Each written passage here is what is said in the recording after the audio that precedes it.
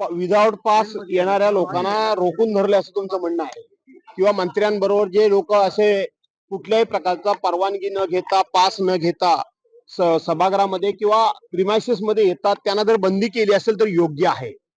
याचं कारण असं आहे की सातत्यानं मी आवाज उठवत आलेलो आहे की हे विधिमंडळ आहे की रेल्वे स्टेशन आहे.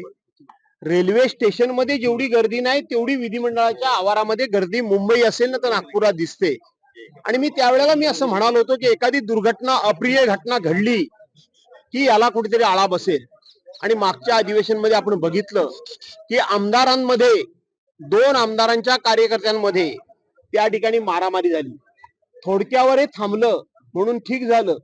हे प्रकरण आणखीन भविष्यामध्ये किती पुढे जाऊ शकतं याचा विचार करून अनधिकृतपणे येणाऱ्या सदस्यांना, अनधिकृतपणे येणाऱ्या अभ्यंगतांना जर सिक्युरिटीने या ठिकाणी आतमध्ये येण्याकरता मज्जाव केला असेल तर मी त्यांना धन्यवाद देतो. पुन्हा एकदा सर,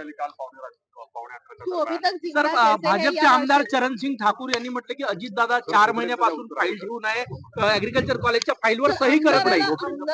असं आहे की कृष्णा खोपडे हे भाजपचे आमदार आहेत, ते नागपूरचे आहेत. त्यांना जर अशा पद्धतीनं धमक्या येत असतील, मला माहित नाही, मी काय बघितलं नाही, तर तुम्ही साधारण